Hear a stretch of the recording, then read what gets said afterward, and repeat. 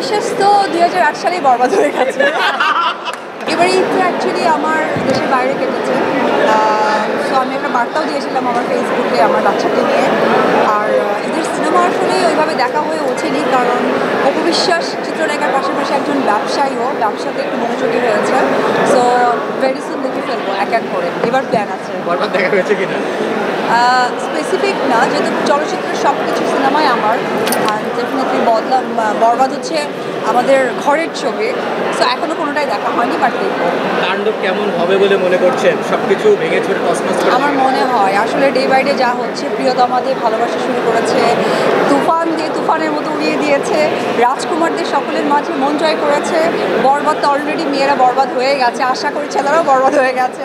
তাণ্ডব কিছু একটা হবে। অপবিশ্বাস কতটুকু বরবাদ হয়েছে বরবাদের সবকিছু দেখে আসে? অপবিশ্বাস তো 2008 সালেই বরবাদ হয়ে গেছে। ভালো ছিল আসলে। তাণ্ডব দিয়ে আসলে সবকিছু তাণ্ডব করবে কিনা? যতটুকু আমরা দেখেছি ছোট ছোট ক্লিপস অলরেডি বের হয়ে গিয়েছে। অ্যাকচুয়ালি আমরা দোয়া করি চলচ্চিত্রের জন্য যে এইভাবে যে সুন্দর সুন্দর কাজগুলো আসছে, সো এইটা যেন চলমান থাকে। লাল শাড়ির পরে পূজা প্রোডাকশন হাউস থেকে আমরা দ্বিতীয় ছবি কেন এখনো পাচ্ছি না? আসলে এটার জন্য তো একটা প্রিপারেশন দরকার প্রপার। সো ওইটাই তো আসলে হয়ে উঠছে না। দেখা যাক, আশা ছাড়বো না, তবে ইচ্ছে আছে। ব্যবসা নিয়ে যদি আমি জানতে চাই, আপনার চারিদিকে নানান জায়গায় আসলে বিচরণ দেখেছি আমরা, সিনেমা, প্রযোজনা, ব্যবসায়ী ক্ষেত্রে এই জায়গাটা আসলে এখন কেমন আছে? অ্যাকচুয়ালি হয় কি যে একটা মানুষের তো এক একটা সময় সম্পর্ক জায়গাটা চেঞ্জ হয়ে আসে। লাইক আমি যখন চিত্রনায়ক অপবিশ্বাস ছিলাম, মা অপবিশ্বাস হয়েছে। মা অপবিশ্বাসের সাথে যুক্ত হয়েছে অনেক কিছু, দায়বদ্ধতা, দায়িত্ব। সো ওই জায়গা থেকে বিজনেসটা আমার কাছে মনে হয় যে আমরা প্রচুর কাজ করেছি আমি ডেফিনেটলি। সো ওই জায়গা থেকে না বিজনেসটা এই সময়টা আসলে করা উচিত। এটা নট অনলি আমি, এটা আমার মনে হয় যে বলিউডের ম্যাক্সিমাম তারা অভিনেত্রীদেরকে বা অভিনেতাদেরকে দেখলে দেখা যায় যে তারা কিন্তু বিজনেসে নিজেকে ইনভলভ করছে। সো আমি ওই দিকে হাঁটছি।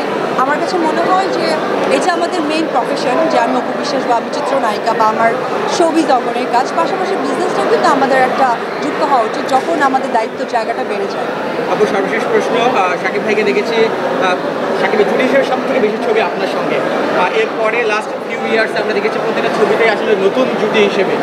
নাবিলা একেবারে আমাদের ঘরের মেয়ে যদি বলি, এবার কেমন দেখলেন? দু একটা ফ্লিক্সও এসেছে, আসলে কেমন করবে নাবিলা? সাবিলা। আচ্ছা, সাবিলা। আমি মনে করি আমাদের বাংলাদেশের যত নায়িকারা আছে বা কাজ করছে বা নতুনভাবে শাকিবের সাথে কাজ করছে, তারা মোস্ট ট্যালেন্টেড।